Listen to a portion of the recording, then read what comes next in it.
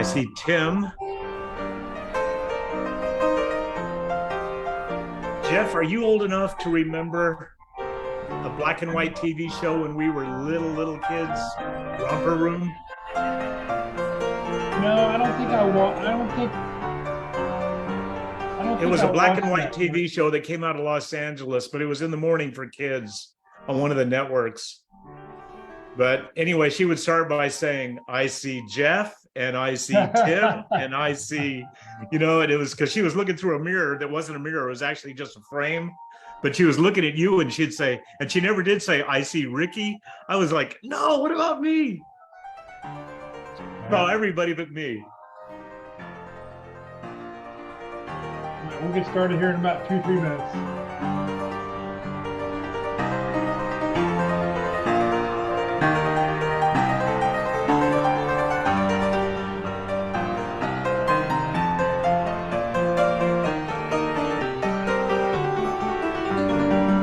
Hello, Tim.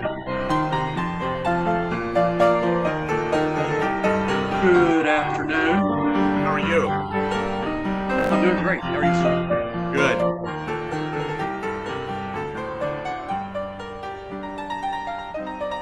Looks like it might be a thin crowd today.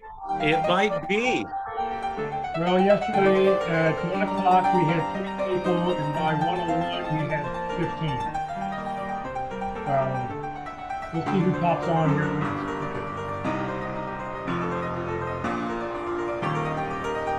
I like your music. Thank you. Dr. K Boogie Woogie on Facebook. Gotta get you going.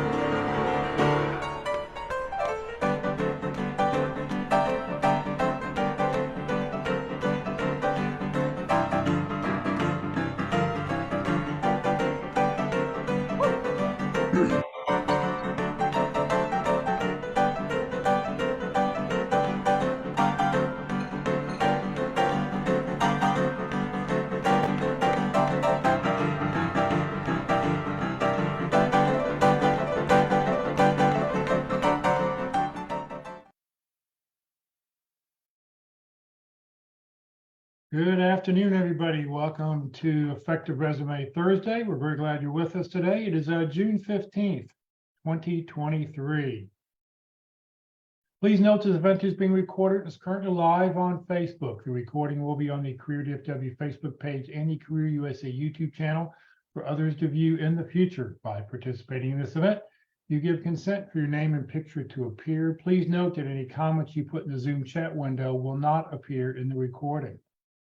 If you have any questions throughout the presentation, please just put them into the Zoom chat window. For those watching on Facebook, thank you for joining us. Any comments you've got, any questions you've got, put them into the comment field. We are monitoring that feed and we'll be sure to get those questions answered for you. Also, for those people who are on Zoom, if you'd like to connect with everybody else who's on the call today, put in your contact information. Tell us your name, position you're looking for, a couple target companies, put in your LinkedIn address. And I recommend everybody connect with everybody else who's on, connect with everybody else who's on the call today. It's a great way to expand your connections. Well, good afternoon, everybody. My name is Jeff Morris. Back in 2008, I started a website called careerdfw.org, a website to help those who are unemployed in the Dallas-Fort Worth area. In 2012, I started a second website, careerusa.org, to help those around the United States. I have written a book called What I've Learned About Your Job Search That You May Not Know. It is available on Amazon. Since 2007, I've been facilitating and leading the North Dallas Plano Career Focus Group. The group's been around since the late 1990s, and I'll tell you about our upcoming program. We've got a really interesting program coming up tomorrow morning. I'll tell you about that at the end of this session. And since 2017, I've been a member of the practice interview team. Remember, your resume, your LinkedIn profile isn't going to get you a job. What it will get you is a phone call. How well you practice your interviewing skills, that's what's going to get you your next job. Well, today we're going to talk about accomplishments, what wow, and the accomplishment-based resume. Rick Gillis is with us. He's got more than 20 years experience in the job search and career advancement field. He's worked with thousands of clients over the years. So Rick, thank you for being with us, and it's all yours. All right, let's see if I can do a share screen. Okay, I'm going to say yes to that right now. Ba-boom. And so can you see what I'm looking at? Can you see all my screens? Not yet. Okay, all right. I think this is the one we want. Boom, yeah, right here. Let's share that. Got it? There we go. We're good. Cool, good. All right. Guys, I keep playing around here and I apologize. But I changed the name of this thing again from what you have, Jeff. Anyway, so, oh, and you know what? I forgot my clicker again. So I apologize that. I'll try to keep this as quiet as I can by clicking on it. Anyway, there we go. So I changed it to what resulting in wow. I need to get with you when I change these titles, don't I? I'm sorry, but nevertheless, we are going to be talking about the accomplishments-based resume.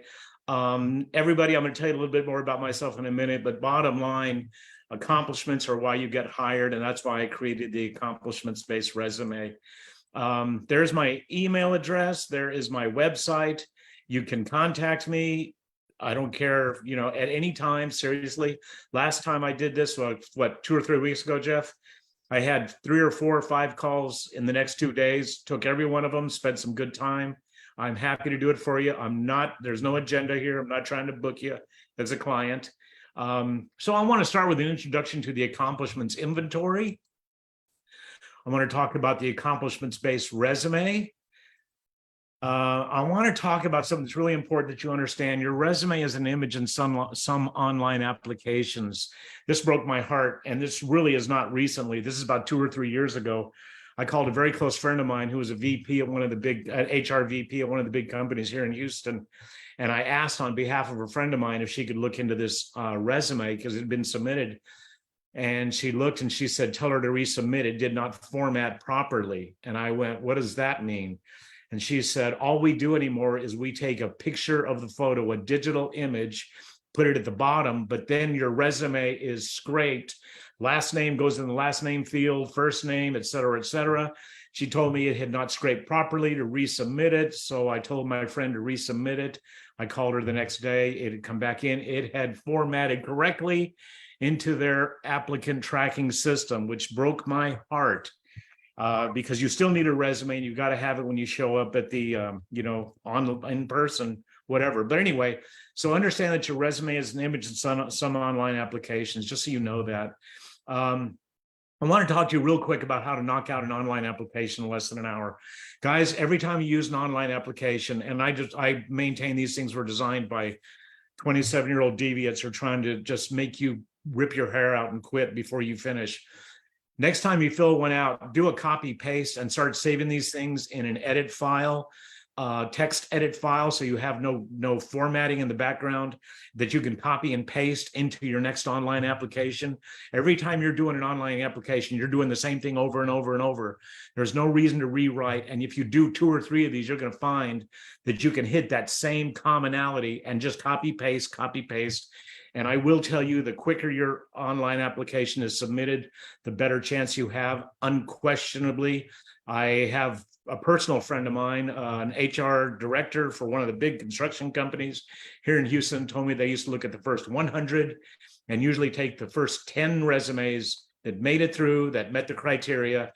And I just asked him, I said, so you didn't even look at number 199 that was the ideal candidate, because they got in 3 or 4 days later. And he said, we didn't even get to it. And that broke my heart when I heard that. So you just need to know that kind of stuff. Contemporary job search is not about selection. It's about elimination. That's why I developed this resume. And I'm going to tell you how I came to that in a second. But once the elimination component is over, it is then about selection, but it's selection among a party of 3 or 4 or 5 candidates. So you've got to get through this elimination component first before you get to the selection piece. So that's just the brutal honesty about the whole system. 95% of all jobs are found as a result of networking, no question. So network, tell everybody. That's what Jeff started this thing with. It's absolutely imperative. If you know something, share it. Ask everybody you know. But regardless, you're always going to need a world-class resume and supporting documentation. So I'm not going to waste your time today by saying we're going to go through this, because you're going to have to walk in to that interview with a world-class resume. Tell you a little my microbiome. I helped launch the first job board in Houston back in 1997. As a result, we launched the second job board in Dallas, which was dfwemployment.com. We were very successful in Houston, crazy successful, because you can't make this up. The Houston Chronicle declared the internet was a fad and they were not going to get involved. So I had about 15 months lead line before I had competition locally. Monster and Career Builder weren't even here yet. They were still trying to take over the East Coast. I spent 10 years selling to the hiring community. I have no HR or staffing experience, whatever, but I did learn a lot from talking to those people. And I mean, every time I learned it all by osmosis. So I've advised people in job search and promotion ever since 1997. And I've got a lot of people that I've helped that have landed really good jobs literally around the world. I've written 6 books on job search. Job Search Optimized is behind me. That's my most current. Each of my job search books replace the previous book. So that's the only one I recommend. And it's not that current, but it still is valid, or I wouldn't show it to you. My Leveling the Playing Field, the other book above me, that uses some of my new modeling, but it's principally about achieving fair pay. But all of my job search model brought me to that. So I still am happy to share that book with you. What I have learned is that universally, people cannot express their commercial value. And if you cannot express your value to an organization, you're starting on your left foot instead of on your right. Well, of course, you're doing the service. You always started on your left foot, right? I don't know if you guys were, but I was. And, yes, I still know how to salute.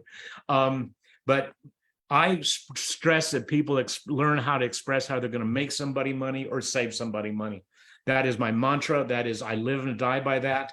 I've even had some people to take that to the place where now I have one friend of mine, an executive at one of the companies, that tells me that when he's called to a meeting, he looks first if he's going to make the company money or save the company money. If not, he won't even attend. But that's how you get a job right there. That's the whole line right there, which leads me to my accomplishments inventory. Jeff, I'm not going to hit this too hard. I know you wanted me to get to the resume, but this is really imperative to lead so people understand where we're going. My accomplishments inventory is not negotiable. If you were to call me and wanted to work with me take me on, or have me take you on as a client, this is not negotiable. What this is about is this process requires client achievements. I require clients to write out their achievements, telling me the who, what, where, when, why, and how behind each accomplishment and any dollars made or saved. This is before I even look at your resume. This is before we do too much else. I'm going to interview, of course. But the reason for this is when I have gotten somebody that has done this, I won't take a client without doing this, because this is where the success happens. After we've written all these out, I then reduce each story to a single sentence. I do that for my clients because, quite frankly, you can't see, there's so much detail there, you can't necessarily see it. And I can synthesize it down to one sentence. And I'm going to tell you real quickly about a chemical engineer I worked with. She did 18 pages of accomplishments for me, handwritten, who, what, where, when, why, and how. She handed me this sheaf of papers, and I looked at the first one, and I handed it to her, and I said, this is great. And I looked at the second one, and I handed it to her, and I said, this is outrageously cool. Looked at the third one, and she said, aren't you going to read those? And I said, heck no, I'm not a chemical engineer. I don't even know what this stuff means. But the bottom line is, the reason I put people through this process is because top of mind now, I have now prepared you to write that resume. And more importantly, I have prepped you for the interview. That is why my model is so successful, because the whole time I'm working with a client now, I'm able to go back in and ask questions behind these questions and find there's other accomplishments they had, because every one of these is all about how did you make somebody money or how did you save somebody money. This is my non-negotiable accomplishments inventory. This is the finished document after I have taken all their pieces and I have extracted one sentence about each one. And this is really designed, by the way, you can go to rickgillis.com, click job search, scroll to the bottom of the page, and you'll find this document and my resume format, which I'll be showing you. They're there. There's no cost, no nothing, just, happy to have you use it. But if you look at this document, and I'm going to explode this up for you in a minute. Well, let me just go ahead and go to that. What and wow is what I profess. Is how you state a professional accomplishment in a single sentence. Every accomplishment has a beginning, responsible for what you did, a middle, resulting in, and an ending. Wow. There's your what, there's your wow. In my case, and I'm going to tell my story in a minute, but I was responsible for creating a commercial lease document that saved my company about $2.5 million. When I'm in an interview at a real estate company and somebody asks me, how did you do that? Now I can give them all the details. You don't waste all your time telling about where you were and how you did it and whatever, because you haven't given them the wow, make me money or save me money. That's fundamentally it. So who, what, where, when, why, and how produces wow, which is what you hear when you describe the value you deliver to somebody. So write out these stories of yours, write out all the details, who, what, where, when, why, and how, and any value delivered. And I'm going to tell you right there, you're going to, first of all, it's good for you to start seeing all the stuff you have done. But candidly, this is your stock and trade. This is what you have to sell. And you cannot remember all this stuff when you get to an interview. Tell me about a time when you were responsible for, it's hard. You're under pressure, especially if it's a panel interview. When you've gone through this process, you're really, really prepped for this. Wow causes them to, say, how did you do that? Which gives you all the time to tell the story instead of that 2.5 minute answer. Wow is a clock buster. And I don't think a lot of people realize this, but somewhere in the room that you're not able to see when you're in an interview, there's a clock behind you. And they have determined if you're going to be a 20-minute interview, a 45-minute interview. It depends on the height of the power and authority in the job. But my idea is if you had a 45-minute plan, if your recruiter has planned 45 minutes, which you wouldn't even know, or maybe 20 minutes, I want you to be there an hour and a half, because they're just going to go, wait a minute, we can't let this person walk out the door. I don't care about that next interview right now. Tell them I'm sorry, I'm going to wait. Wow causes offers, raises, bonuses, and promotions to happen. So let's talk about your resume and your online application. As I told you, some applications no longer scan resumes. They actually just digitally attach it. So this puts the onus in your online application, unquestionably. However, that said, great content on your resume, and then you can copy paste that into your application.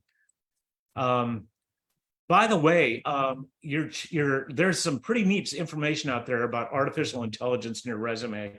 I don't know if you guys are doing it yet or not, but I have been playing with ChatGPT.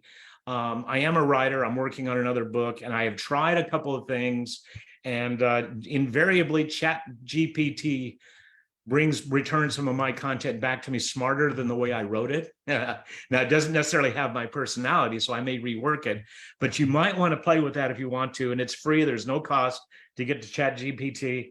I'm not promoting it. I'm not recommending you go deep. I haven't. I'm just working the surface stuff, just trying little things. I'm not giving them whole chapters and asking them to work, just literally a paragraph at a time.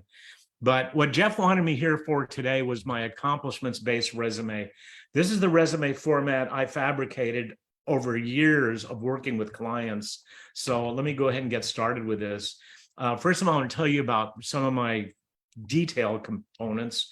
I recommend an 11 to 12 Calibri font. That's the font you're looking at right now is Calibri. I'm not fond of Arial because it's much, much larger. If you'll notice, both of these are 28 point, and look at how much bigger the Arial is. So you can get a lot of easy to read space, information on the same space as an Arial. I do not recommend Times Roman unless you're an attorney, and that's just customary because Times Roman is really not easy to read. So anyway, let's see, that's supposed to go, there we go. No borders, tables, logos, artwork, photos, or frames. Everybody uses tables and they copy, paste. Tables, if there is, now this is important to say because I've been telling you, a lot of the softwares now is just taking images of your resume. But for those places that are still using scanning software, the software has never and will not read borders, tables, logos, artwork, etc. So don't bother wasting your time making your resume stand out. Actually, the plainer your resume is, the better in terms of first application. And of course, like I said, I really want you to focus on your online application. The online submission process. You're writing for an audience of 2, and I doubt you've ever thought about this before, but really there's only 2 people that you want to impress with your resume. That is that 22, 23-year-old, 24-year-old, brand new college graduate who has just finished school and got into HR. And I can tell you, after spending 10 years of calling on HR offices from the very largest organizations, global organizations, here in Houston, there in Dallas, Austin, San Antonio, and the smallest mom and pop shops, I can tell you the entry-level position is that recruiter, because it's a mind-numbing job. And I'm going to tell you right now that if you think your resume is going to grab the attention of somebody who has literally your life in their hands for that 2 or 3 or 4, 5 seconds that they scan your resume, that's the first person you're writing for, is to get past that person and then to get it to the hiring manager. That is your number 2. Those are the 2 people you're writing this for. And my document is designed specifically to, first of all, attract the attention of that recruiter, and number 2, grab the attention of the hiring manager. And I'll explain that, how we get there in a second. Do not lead with a summary. I cannot tell you how many times I've asked HR professionals over the years, do you read cover letters? Do you read the summary? And it's come across the board. No, they don't have time to read this 60, 70, 80 words that you think is so important that you're going to put up there at the top. You know, if somebody has, let's go back to our HR person. Let's say he or she has 15 requisitions she's working right now, or he's working, and they get 100 resumes per each requisition daily, which is real numbers. So if I have 13 to 1,500 resumes in my inbox, do you really think I'm going to read all that stuff that you're blowing smoke with? You're wasting time. And I'm going to show you how to get past that, but don't start with all this information. By the way, another thing too is, and I know I'm going to repeat this somewhere, don't put your physical home address. That is a waste of space. Put good stuff on the header that you need. I'm going to show you what that's going to look like in a second. But I cannot tell you over and over, I look at these resumes, and I've seen some resumes with 300-word summaries, and I'm like, who are you writing this to, your mom? Okay, the accomplishments resume breathes. It's easy to read. There's a lot of white space in my document by design. And anyway, this is what I was just telling you. You have a 3 to 5 second scan, and you have to attract somebody's attention. So they're going to want to read the resume, actually get into it, and especially the hiring manager. But you got to get past that recruiter first. And it is terrible that such a young person who may not even speak the lingo of the industry is the first person that has your life in their hands for a second. I just told you about that. Okay, my accomplishments-based resume dramatically increases your odds. So let's get to that. I'm going to look, here is page 1, and I'm going to be blowing this stuff up for you. But I want you to notice right off the bat, do not put any copy in the header. It is not read any software anywhere, and it may not even make it through the process. And for that matter, don't put anything in the footer. Especially do not put name and contact information. Over the years, I've had people send me their resumes, and I'll look at it, and it's a really good resume. And they'll say, Rick, I don't know why I'm not getting through. Nobody's calling me. I've been sending this out for whatever. And I will look at it and I'll say, did you put your your contact information in the header? They say, well, yeah. And I'm like, well, that's why. You're sending a headless document off if you're including your contact information, name, contact in the header. You're literally sending a headless document in. So don't do that. No physical address. I just told you that. There's no need for anybody to know where you live. And the fact is, they will Google it. And if you live too far away from the job site, there's a good chance you're not going to get not even a first interview. So no address. Okay, page 1 of the accomplishments-based resume. Notice we're going to just at the header, right off the bat, I have a name, I have an email address. If you're willing to locate, if you're willing to travel, say it. If you're bilingual, say it. Phone number, currently residing. I don't say currently. By the way, this is a real resume. This is a person I worked with in Austin. He actually went with, he went from, I always get this backwards, IBM to Microsoft on this resume, this exact document. Of course, I changed all the names and company names and all that stuff.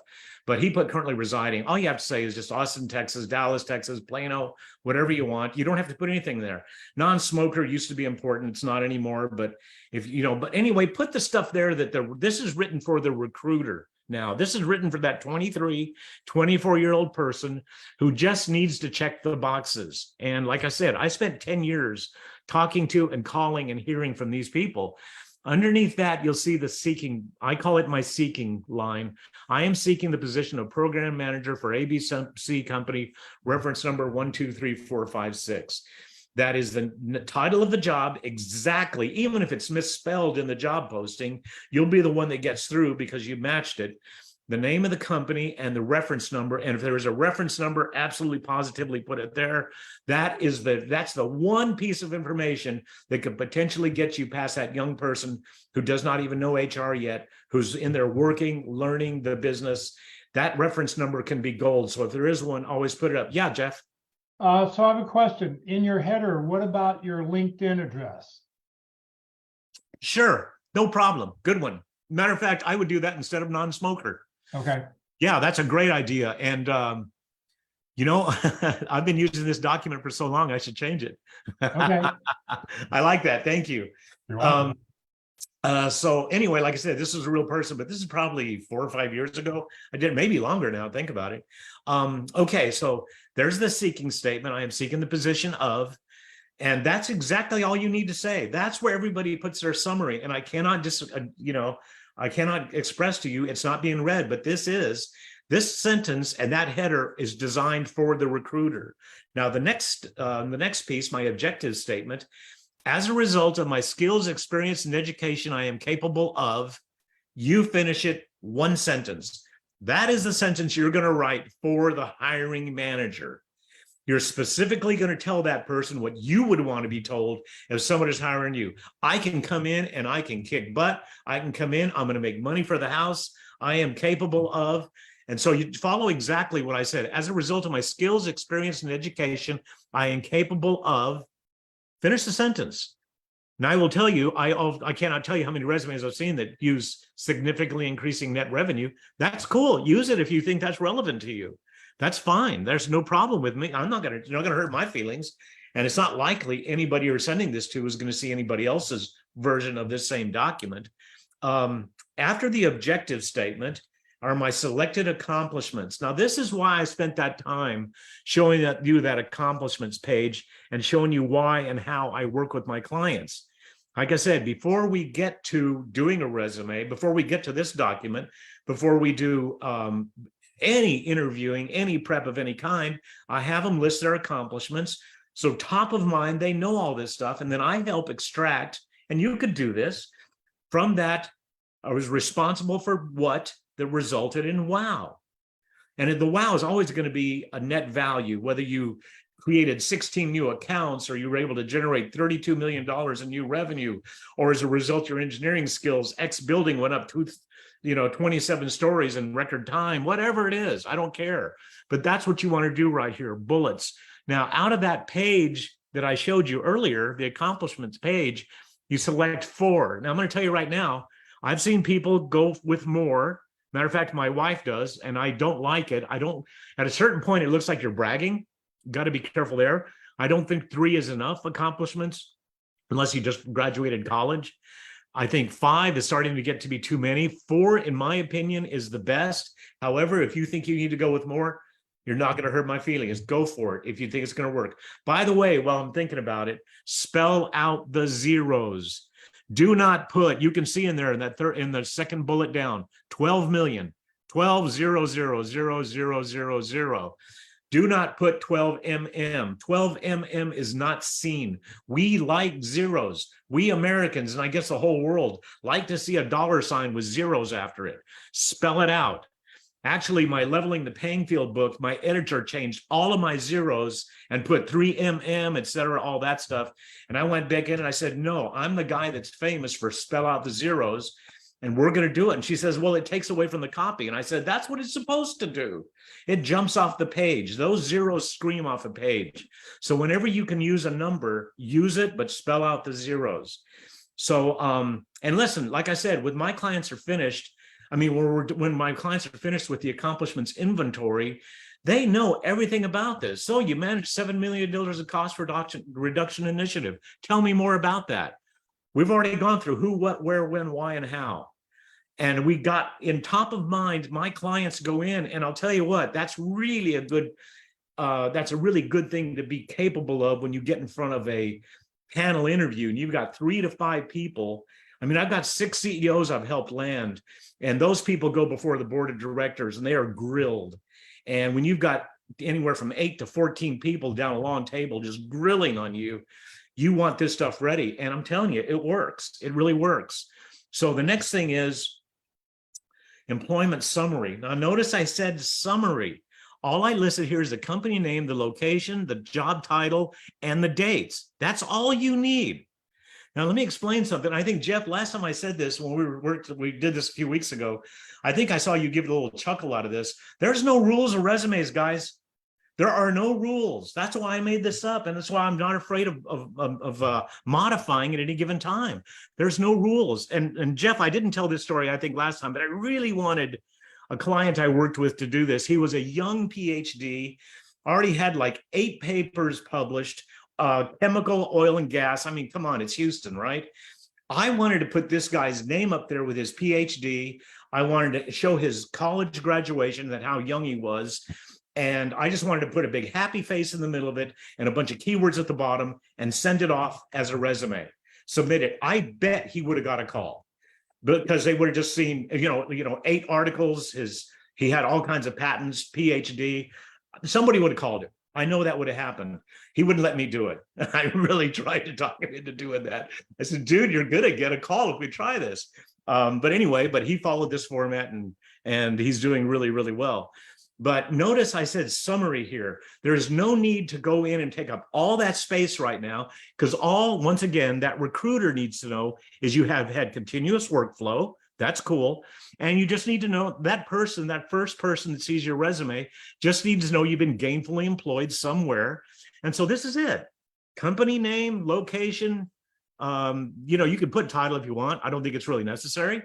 I mean, you do put title, but then you put the dates, and that's it. Now, underneath that, we go with education, honor, awards, really anything else you want to put in there, go ahead and put it in.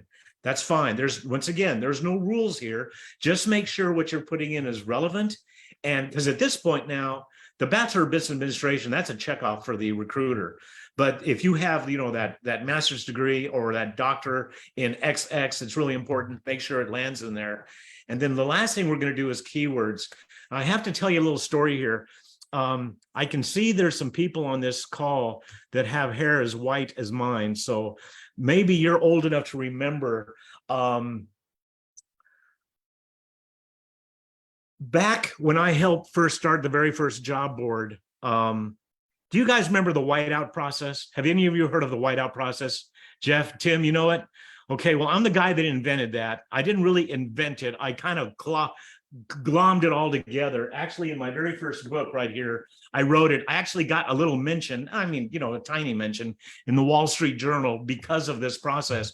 I used to teach people to copy and paste the entire job posting, put it at the bottom of their resume, reduce it to a 1-point font, and white it out. Their resume automatically went to the top of the pile every single time. They were applying for stuff that wasn't even relevant, and it would go to the top of the pile. And people were going, how's this happening? Well, even in my book, I said, don't be doing this if you're cheating, because sooner or later, well, about 2 years later, everybody caught on in the software box. So if you submit a resume with whited out copy inside it, now your resume is summarily blocked. It's X'd out. It will not be seen by anybody. It's rejected. So don't do this. However, these keywords are one of my golden tickets for you today, guys. Every term, keywords come out of trade magazines. They come out of lingo, the lingo you're talking with professionals in your field. When you're reading stuff, when you're just anything, looking at job postings, you'll see terminology that you can speak to that is not on your resume. Insert it down here. Put a word, skip a space. Put a word, skip a space. Put a word, skip a space. If it's an acronym, you may say MBA and follow that with Master's Business Administration, whatever. But anytime you see something that you should want on your resume, stuff it down here. That is an 8-point font. The rest of the document is an 11-point. And let me tell you what, I'm going to promise you and assure you and guarantee you, if you submit this and somebody calls you up and they say, what's with these keywords down here? Just say, well, I just thought it'd be really useful to put them down there because I didn't want to rewrite the resume every time. And the bottom line is they're going to think you're a genius. They're not going to think this was my idea or somebody, or you read it in a book or something. They're going to think you came up with it. Because I guarantee you, as long as my job books have been out, and this stuff is mentioned in the very first book, there's not a recruiter out there that's read any of my stuff. So you'll be the original. You just take all the credit for it. I thought it was smart to put this down at the bottom of the page, make sure I didn't get missed by the software. That's all you have to say. But I'm going to tell you, that's gold right there, that keyword section. True story. I had an IT guy that had crammed so many keywords in there. He'd gotten it down to about a 5-point, and he used fully 30% of that first page with keywords. And he got on with, I can't remember the name of the company right now. It's that big Australian gold mining, oil and gas company here in Houston. Anyway, he got an interview. He got a call to interview. He walked in with his resume, and the first thing they said, it was 5 engineers and 5 IT professionals. And they said, what's with all these keywords on here? And he said, he just looked at him and said, well, you called me, didn't you? You know, he had the last laugh, and he got the job. He was there for 5 years.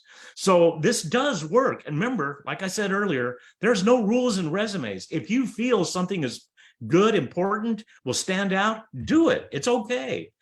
Now I want to focus, although I just finished focusing on the keywords. Okay, they provide you with a considerable advantage.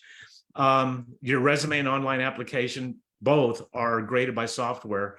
If you don't make the cut, a human person will never see your application. And these keywords are insurance that your resume will rise to the top of the pile. And here I go again, there's no rules when it comes to resume. Let me tell you about how to use keywords in your online application. Once again, guys, HR professionals, their first word they learn when they land on the job is no. That's the first word they learn. Do I have any HR professionals in the room? Show me a hand if you are. Okay, because it's not going to hurt my feelings. I'm telling you the truth. I have a wife who works in HR at one of the Fortune 100 companies here in Houston, and she goes crazy all the time. But I'm telling you, HR, their first word is no, and then you have to get them to maybe, and then you want to get them to yes, and then shake a hand. You know, you got to get past that recruiter. You got to get past that process. So it's always better if you know somebody you can talk to and get a direct, introduction. But in your online application, once again, remember, there's no rules. So let's say you have a field in your online application and it's 1,000 characters, and you spend 400 characters, and that's all you need to write your answer. Skip a line or two and then start putting in keywords.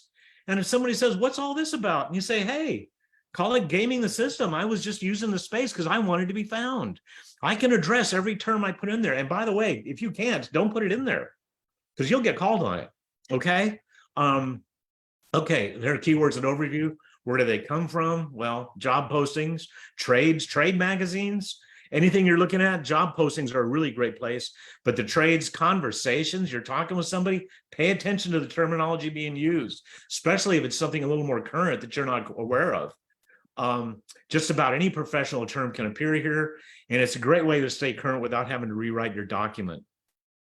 Okay, now this is what yes.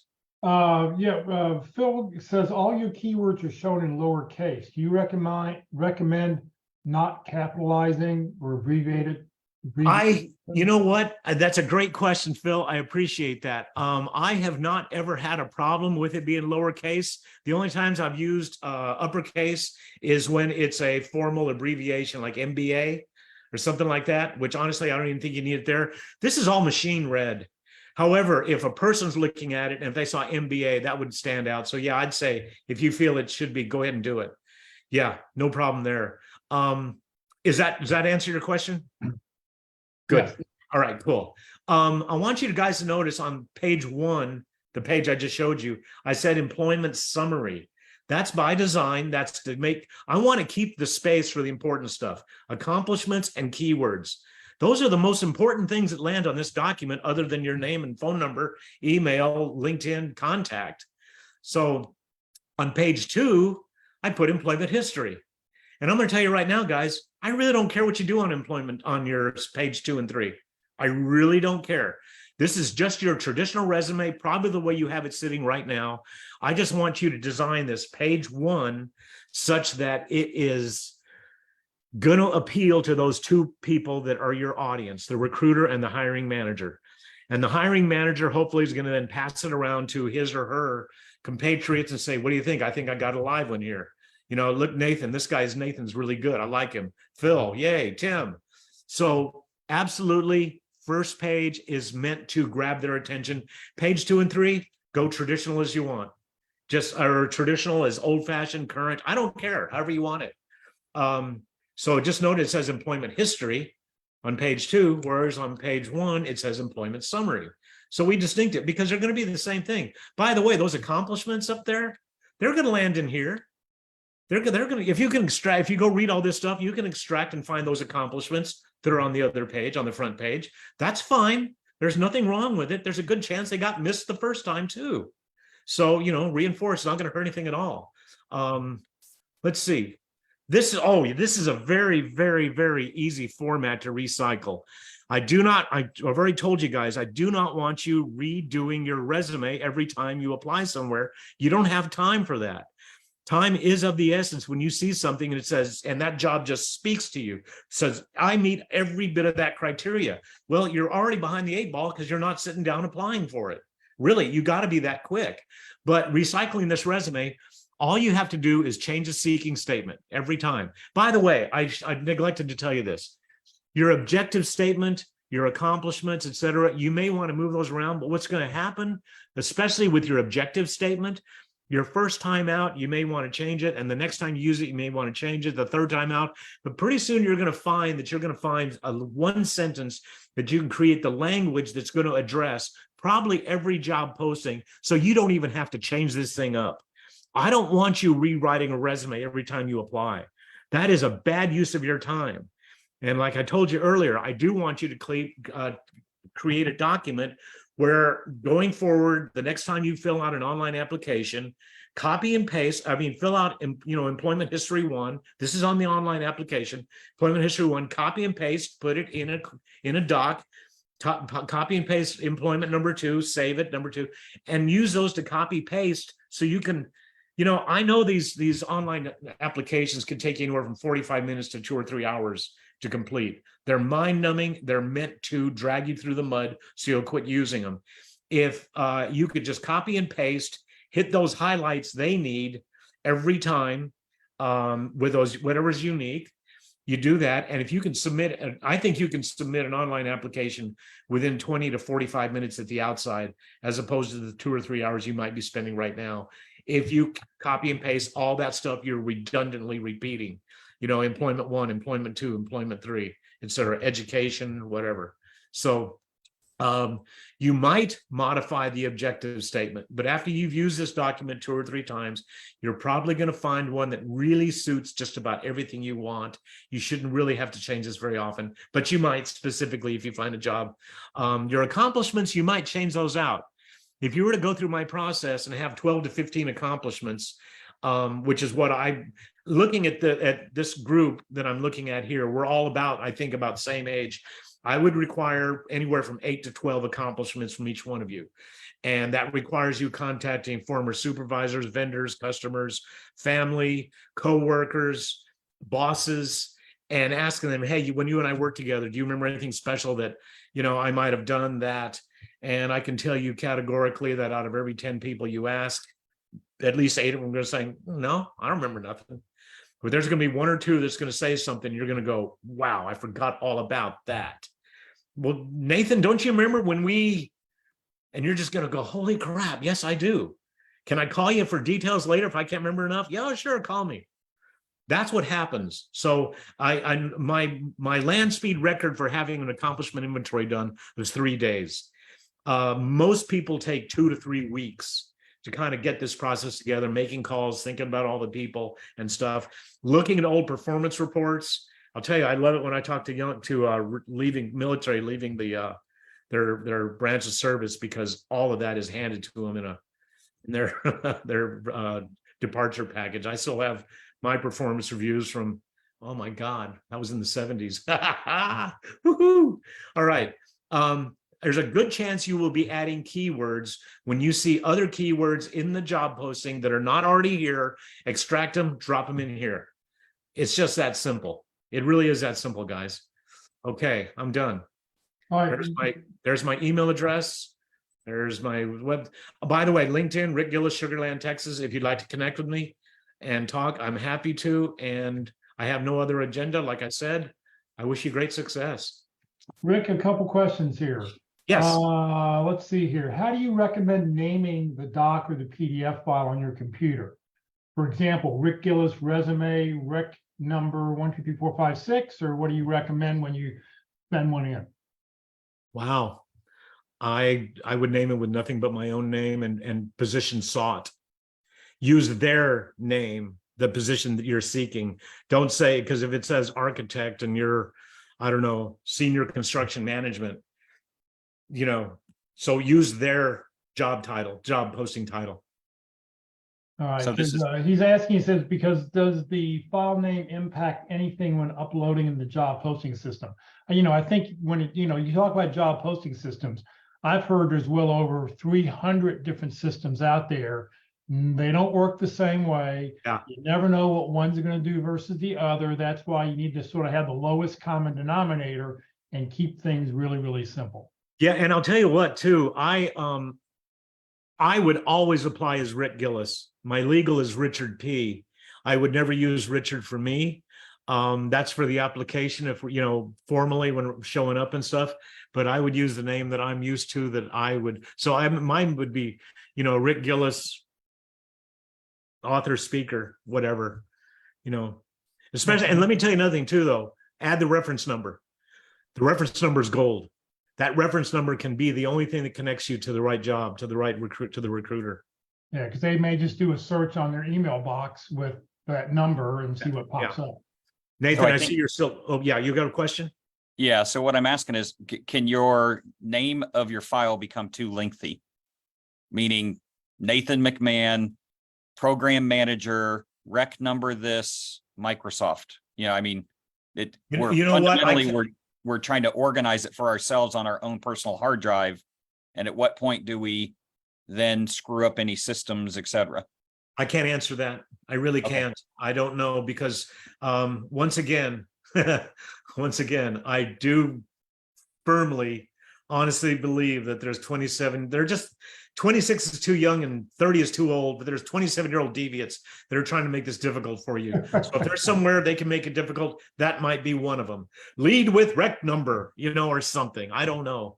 I mean, one of the things that I do for file system is that I always would just create a folder for each job I was applying to, instead of trying to have one big file with all the different resumes, with dates and stuff. That way, when you create a folder, you can put job posting in the folder. You can put the resume that I send out for that job in the folder. And that way it's easy for, sort of go back and take a look if something like that would pop up. Yeah, I would say first, please yourself. And Okay. then go out and if I think honestly, Nathan, I think I would Google. I'll bet somebody has answered that question. Google how to identify resume submitted to Microsoft. How I'll bet you'll find something. It might even be an internal. I think that where the real question comes is we say, let's make each resume unique for the job posting. But then in order to make it unique, you normally need to maintain a unique file name on your hard drive, unless you would have Nathan McMahon in 29 different folders or whatever the folders may be. It was more, I'm not trying to overthink it as content management. It was just more, when I initially started my job search, everybody would say, hey, real simple. When you send your resume, it should just be Nathan. Some people say space McMahon, no space. Yeah, right. That's really where I'm building off of. Right. Right. I understand what you're saying. And I tell you what, I think it's really good. It's good to think about that stuff. But I don't want you to get too buried in the weeds there.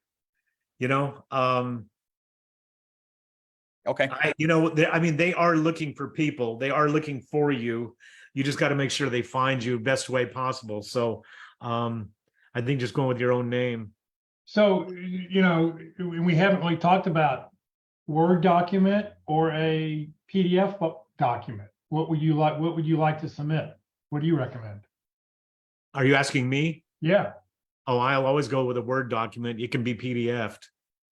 I'll go with the Word first. Now once again too, the resume, the job posting is probably going to say submit application, resume, and or whatever they may say, or they may direct you only to use their system, which I hate that. But the thing is, what I hate about that is everybody becomes homogenized. It's name in this slot, number in this slot, address in this slot. They don't even look at the name and stuff. They just go straight down to what's our accomplishments, what's our criteria, what's our education, etc. That stuff. Yeah, I think personally for me, if I was submitting an online application, I would submit a Word document. If I would if I was sending a resume to a person directly, I would always send a PDF file, because that way you guarantee for the document to look how you want it to look like. Right. It'll retain, yeah. It'll stay in one piece. Right. In the formatting. All right, Tim, you had a question. You want to answer? You want to ask, or do you want me to read it off the chat? No, thanks a lot, Jeff. So, hi, Rick, Tim Reel. So Hi, my Tim. question is, when you fill out an online application, it's usually very regimented in terms of the fields that you fill in. It'll say, employment history, and you got to put in the date and the title, whatever. So how do you take that page one information and incorporate that into an online application? Okay. No, you know what? That sounds kind of like putting a square peg in a round hole. That's not what it's meant to be. I want you to just take the content. What I really want you to do is the next time you have an online application, work it. Because I'll tell you what, they're all fundamentally the same. Even if they're different, they're fundamentally the same. And that stuff that you see, that you're writing the same stuff over and over and over, from this job application to this application to this application. That's the stuff I want you to copy paste, save on your desktop. Save it if you're using a PC, as a text edit file. No coding. Don't put it on a Word document. You don't want color. You don't want font. You don't want point size. None of that. You want it as a text edit file, because then it'll go in and it will not be whatever, misaligned or whatever. So I don't have any issues really, except you're just going to have to follow each application. And I'll tell you what, I'm sure, and I haven't applied for a job in years, guys. I've been working by myself for years. I'm sitting here with 3 dogs around me. What I can tell you though is that, and what you said earlier too, Jeff, is really important. There's 300 or 400 different online applications. They're all fundamentally the same, but they're going to have a tweak of some kind in every one of them, just so that somebody can claim they built something and they're not going to get their butt sued or something, I don't know. I attended a speaker once who was the head of human resources at this major company until he got laid off. And he said that the stuff that you fill in, that you put into all the different blanks, I never read that. He said, what I do is I open the attached resume. That's the pretty resume, the pretty document that's put out there. That's what I look at. Yeah. All those little fields that you're filling in, that's just for the system to do the work in the background to make you the top 10 person, the top 10, top 20 people. And that is why I strongly recommend to use the keywords, which came right out of the job posting. The job posting are your keywords. They need to appear in there somewhere, and that's where you can just stuff them down there at the bottom. Now, don't verbatim it. Don't verbatim. There's no reason to copy paste. You will get busted for that, and I have no idea how many words it takes before the software recognizes that you're just doing a copy paste.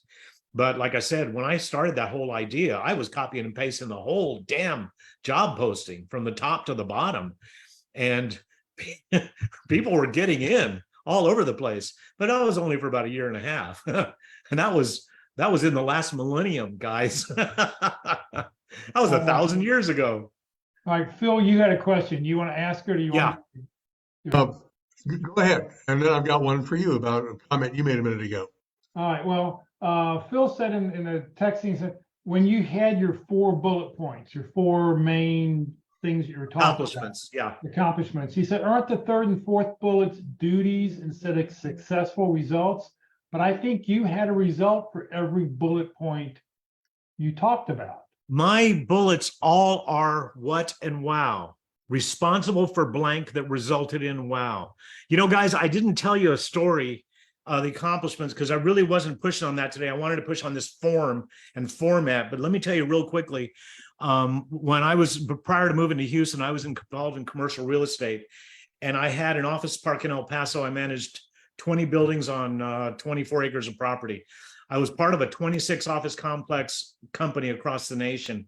I solved a problem at my site that I did not realize was a problem. My regional VP came out, he opened up one of my leases. He said, "What's this?" And I told him what I had done. And he just looked at me and went, "Whoa." Well, he took it back to corporate. What I had done is I solved a problem that I had at my park in El Paso. He took it back to corporate. And next thing you know, all 26 office parks across the nation embraced my solution. I saved the company $2.5 million a year. That's what happened. So my accomplishment was I created my what and wow, responsible for creating a commercial lease document, saved my company $2.5 million annually. Period. That's it. Hey, can I tell you, can I tell you more about that? Hi, I'm Rick Gillis. It's because if I was to go into a real estate office right now to interview, and I told them I saved my company $2.5 million as a result of coming up with a commercial lease document cover sheet, their first thing they're going to say is, "Yeah, right," or "Tell me how you did that." And then I'm going to tell them the whole story. It started out with me being served by a Texas sheriff who said a broker sued me for $8,000. And I said, "I don't owe it to him." And he said, "Yes, you do." And I went back and sure enough, I owed him. I made the mistake. And so I fixed the mistake. And it turned out the company had had that mistake. They had been hiring attorneys for the last 40 years to fight these realtors every time they came in. And I solved the issue because now, if I had built that $8,000 into my deal, I would have just paid him. It would have been done. And it wasn't worth $8,000 to $1 billion company. Boom, boom, boom. But here's the thing. When I work with clients, those are the kinds of stories I find. So my what is responsible for creating a document. The wow is $2.5 million. You guys, every one of you and ladies, every one of all you folks on this listening right now have done something like this. There's no question in my mind. The more I talk with people, when I work with a client, matter of fact, Jeff, the last time we talked, you had another Jeff on here a couple 3 weeks ago, whatever it was. He called me that afternoon, and it was really a perfect example of this, because he said, I did something really good here, but I couldn't, he come up with a value. And I'm just making up the numbers. I don't remember exactly what it was, but it's like he saved $50 on a process. And then I said, "Well, wait a minute. How many people did you share that with?" And he said, "About a dozen." Okay, well, now we have 50 times 12. And how many branches or what across the country? He says, "Probably 5 or 6 other branches." And all of a sudden, this $50 savings times 12 times 5 or 6 other branches. And now we're starting to talk about some real money. And that's what I find people don't think about when they're thinking about their accomplishments, is how those things can be shared and how they moved on. I did not know when I solved my little problem in El Paso, Texas, that I was also solving a problem for Miami and Virginia Beach and Jacksonville and Atlanta, et cetera. So that's where I try to get my clients really thinking accomplishment. You guys, everybody on this call has done something pretty damn cool that you probably weren't even aware of until you start thinking this thing through. And that's why I tell you, my clients, when I work with people, it takes, like I said, the land speed record is 3 days. Most of my clients take 2 weeks, 10 days, 2 weeks plus to come up with a list of accomplishments that we can then work through. And that's where that's how you land a job. All right. Well, Rick, thank you for your time. Let me show you real quick. Let me show you Rick's website here. Here we go. So you can take a look here. You talked about rickgillis.com/job search optimize. You'll see here. And if you scroll down to the very bottom, here is the accomplishment-based resume. Here's the accomplishment statements. If you want to see Rick's YouTube channel, you can click here. But here's Jeff, scroll a little further down. At the see where it says job search support? That is at the bottom of every single page. So you can go just to the bottom of any page and click that. It'll take you to this page. Right. So this one just sort of point that resume out, or the website out. So Rick, thank you very much for that information. Thanks, Jeff. Wish you guys, everybody the best. I wish you all the best. And you guys have my information. Reach out if you want to talk. Great, thank you very much. All right, just to wrap up here real quickly, Career DFW, Career USA, we're putting on training 4 days a week. Please join us. Tomorrow morning, as I said, we have a very interesting presentation at the North Dallas Plano Career Focus Group, labor law issues. Alicia Voltmer will be with us. She's a board certified in labor and employment law, and she'll be addressing some labor law issues. Some people out here have sent me questions, and I forwarded on to her that she's included in her presentation. She works for the big companies. Okay, she doesn't work for you or me, but she's willing to come talk about the things that we do. The rule is, though, you can't mention any company names. But it should be a really fascinating thing about, we're hearing lots of things about non-competes all the time. We hear about non-competes in the job market, and the government's changing things, and we'll get her spin on what's going on with that. So come join us. If you live in the Dallas-Fort Worth area, we are meeting in person. So come join us. Christ United Methodist Church, corner of Parker and Coit in Plano. For those outside the DFW area, we will be on Zoom or Facebook Live.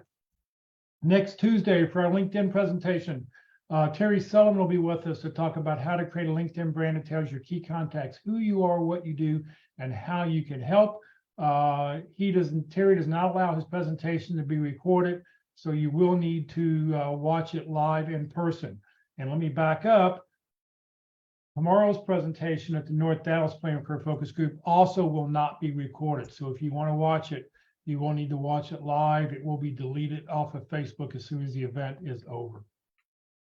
Next Wednesday for Interview Wednesdays, the practice interview team is meeting in person. We meet in person on the first and third Wednesdays of the month at Christ United Methodist Church, corner of Parker and Coit. There'll be no online session next Wednesday. We do have an interview already lined up, so you'll be able to watch a practice interview. Our next online session will be on June 28th. And here's where we meet at 3101 Coit Road, Plano, Texas, corner of Park and Coit. Big church right there. You can't miss this. Just come park on the north parking lot. Next Thursday for Networking Thursday, be the fourth Thursday of the month. Jay Arbetter will be with us to talk about networking the old-fashioned way. It is a 75-minute presentation, maybe a 90-minute presentation. He will be with us live. So you'll be able to ask him questions and get feedback from him then next Thursday. This session has been recorded. It will be on the Career DFW Facebook page and the Career USA YouTube channel. On the Career USA YouTube channel, it'll take a couple hours to get today's presentation uploaded, but click on playlist. I've got over 500 videos currently on the channel, but click underneath Effective Resumes at the very bottom where it says View Full Playlist. Click there, and up will come a list of all the different dates, topics, and titles, and you can just scroll down and find the one you want. This one will be on top, but like I said, it'll take a couple hours for it to get there. Hey, Jeff. Else about our workshops, please join the Career USA mailing list. You can just scan that QR code. It'll start an email. Just hit send. You don't even have to put anything in the email. An email has to go to the email address CareerUSA, the +subscribe at groups.io.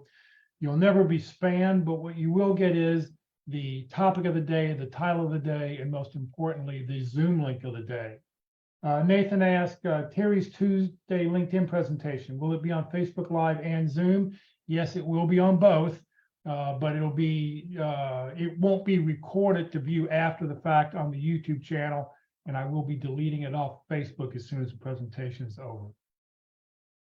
Please note, Career DFW, we're a 501c3 nonprofit organization. We have no full or part-time employees. All of our speakers are volunteers. Rick volunteered his time today. Everything I've done over the last 14 and a half years has just been to help you land your next great job.